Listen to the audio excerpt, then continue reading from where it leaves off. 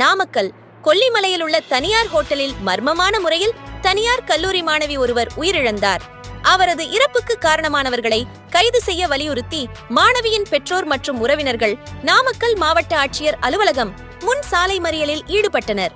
நாமக்கல் மாவட்டம் ராசிபுரம் அடுத்த புதுச்சத்திரம் ஊராட்சி ஒன்றியத்திற்கு உட்பட்ட கல்யாணி கிராமத்தைச் சேர்ந்த 16 வயது சிறுமி நாமக்கல்லில் உள்ள தனியார் ஹோட்டல் மேனேஜ்மெண்ட் கல்லூரியில் 2ஆம் ஆண்டு படித்து வந்துள்ளார். ஆகஸ்ட் மாதம் முதல் வாரத்தில் கல்லூரி நிர்வாகம் சார்பில் மாணவியரை கொல்லிமலையில் உள்ள தனியார் ஹோட்டல் ஒன்றுக்கு பயிற்சிக்காக அழைத்துச் சென்றுள்ளனர். எனினும் மாணவி இறப்புக்கான காரணத்தை நிர்வாகத்தினர் தெரிவிக்கவில்லை என பெற்றோர் மற்றும் அவரது உறவினர்கள் தரப்பில் புகார் எழுப்பப்பட்டது. இதையடுத்து மாணவியின் இறப்பில் தொடர்புடைய நபர்களை கைது செய்ய வலியுறுத்தி இன்று மதியம் 12 மணியளவில் நாமக்கல் மாவட்ட ஆட்சியர் அலுவலகம் முன் நாமக்கல் திருச்செங்கோடு சாலையில் மாணவியின் பெற்றோர் மற்றும் உறவினர்கள் சாலை மறியலில் ஈடுபட்டனர். இதனால் நாமக்கல் திருச்செங்கோடு சாலையில் பல கிலோமீட்டர் தூரத்திற்கு வாகனங்கள் தேங்கி நின்று போக்குவரத்து ஸ்தம்பித்தது.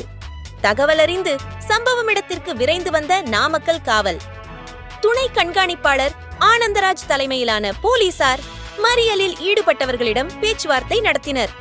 அதனை ஏற்க மறுத்தவர்கள் மாணவியின் இறப்புக்கு காரணமானவர்களை கைது செய்ய வலியுறுத்தி தொடர் மறியலில் ஈடுபட்டனர்.